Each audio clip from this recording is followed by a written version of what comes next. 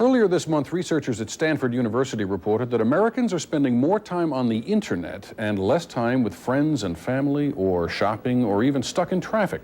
Time online means we're not around real human beings as much.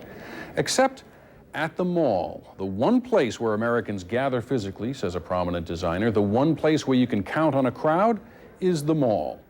Malls are often blamed for sucking the life out of American cities, where people used to come together for lots of reasons, not just to buy things. So here is an ironic note. The malls of tomorrow will be built downtown.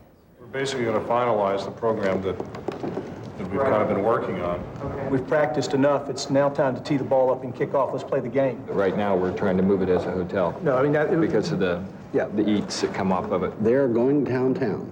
That's a given. Where they're going downtown, they don't have a clue. These men are planning a shopping center for a rundown part of Kansas City.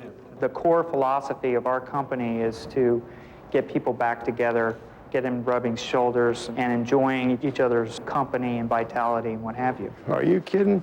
If lead architect John Jurdy gets his way, the project won't look like any mall Kansas City has ever seen. It'll look something like this.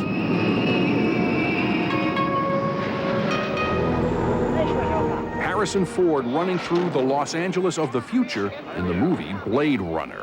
The city was crowded, often dark. It made viewers edgy. It made John Jurdy ecstatic. I must say that Blade Runner is probably the cult film of all of the architects and designers. And we love Blade Runner, not because it's all awful. We think it's great. We think the place that it was depicting, you know, LA in 2014 or whatever it was, is absolutely spectacular. Jurdy mentioned Blade Runner while walking around his offices, where 140 architects are at work on projects that look like scenes right out of the film. I mean, look at this. I mean, that is Blade Runner, isn't it? Yeah, the big screens. Yeah, sure. And the stacking of layers right. and levels. And then the spotlights coming down through, remember, through the skylights of the... Yeah, and that's really quite, if we figure out to make rain and little robot cars, we would have done it.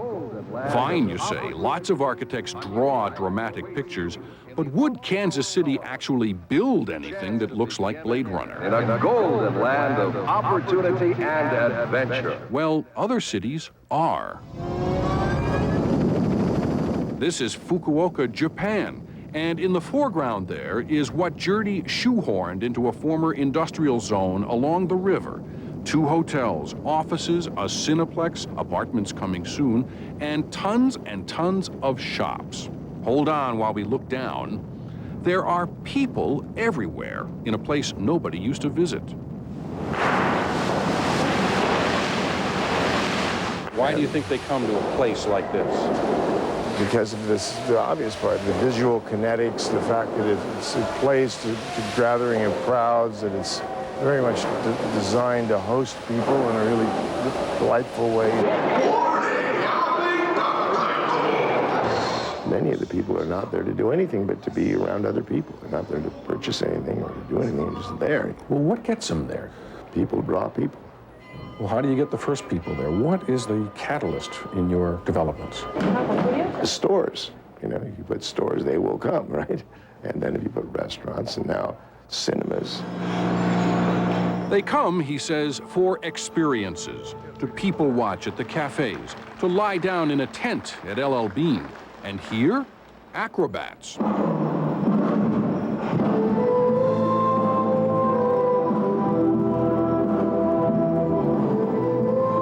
A place like this, says Jurdy, does nothing less than restart a city that has died.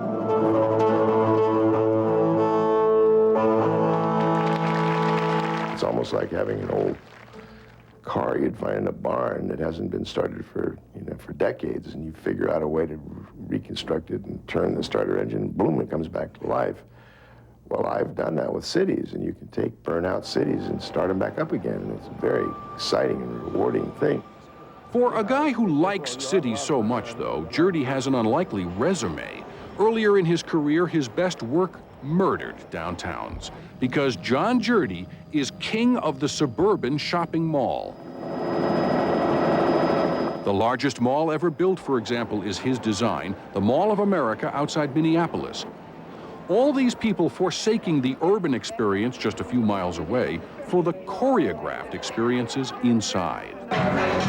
They can shoot hoops at the shoe store, play checkers at the old Farmer's Almanac store, sit through a cloudburst at the Rainforest Cafe, play miniature golf, or ride a roller coaster.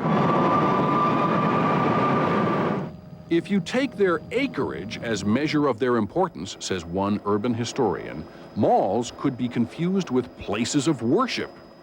I think anthropologists of the future will look at late 20th century America, and the malls will be our cathedrals. These are the most spectacular, the largest, and the most significant spaces in our culture. Consumption as our religion. Margaret Crawford, who teaches at the Southern California Institute of Architecture, hates that. And she's not sure that providing opportunities for shopping will be enough to restore life to city centers. John Jurdy believes that he is revitalizing cities and making places. And what he's really doing is designing extremely sophisticated shopping malls. And those are two very different things. The shopping mall produces public space and placemaking as a byproduct, not as the actual goal. The actual goal is revenue per square foot. And once that goal has been achieved, maybe the other things can happen. Could commerce by itself attract enough people to help a city, just come together again? Well, I don't know about coming together again. What it could do is, if you have enough shops in one place, it will attract people to come there and buy things. But that's as far as she'll go. Actually have it go up and down and up and down. For his part, Jurdy says he never wanted to build malls, but when he was starting out, they were where the action was. But why did you turn your back on the malls and come into the cities? Wouldn't you? Well, it had been your signature. Well, that's not really by my choice. My choice was to design things that hosted huge numbers of people, anonymous people coming together anonymously. And in America, there's only one place that exists anymore, and that's the mall. He means physically coming together, not meeting in cyberspace. Either way, he says, is sad. Now, my measure of shopping centers are kind of a pathetic place for the ultimate communal scene. There are still malls going up in the suburbs, and John Jurdy is still sought after there. But he has joined the designers in town. He's not the first. There were festival marketplaces, such as Boston's recycled Faneuil Hall or Baltimore's Inner Harbor. There was Riverwalk in San Antonio, and way back, the first city within a city, New York's Rockefeller Center. None of these provided Jurdy with as much inspiration as this. The windswept canyons of his boyhood in the American Southwest. These natural shapes, he says, are more exciting than straight lines. The curve is always revealing. Every time you turn a little bit more around the curve, more is revealed. If it was a straight line, you could just stand at one end and look at the other end and say, See all the way forget it, I don't need it.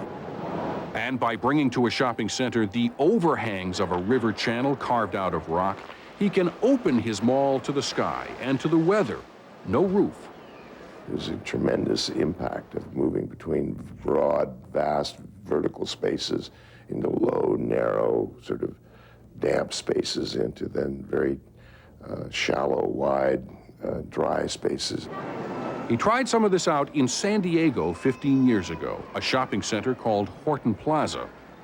A traditional shopping center of a 1 million square foot variety will get almost guaranteed 9 million people a year. And a traditional shopping center is located in the perfect location, between two freeways, on the corner, everything's perfect. The one in San Diego is the world's worst location. And we had 35 million people. Yeah. American builders are timid, he says, compared to what his Asian clients are commissioning. This model, a block with a kind of fissure for a door, contains an entire mini-city for Taiwan. Would Kansas City want anything like this? Or Hartford, or San Francisco, all considering Jurdy blueprints now? This project is completely integrated into the urban context. The initial plan for Kansas City is less adventurous, but remember, these are retail developers gathered here. They study figures like sales per square foot of floor space. Our idea is to link the convention district with the government district. And Tim McGill, the Jurdy project manager, can say some of Jurdy's most outrageous designs generate the most outrageous retail profits, 5 and 6 times the average $200 per foot. So, Kansas City, check out how the cityscape looks on the video of Blade Runner this weekend.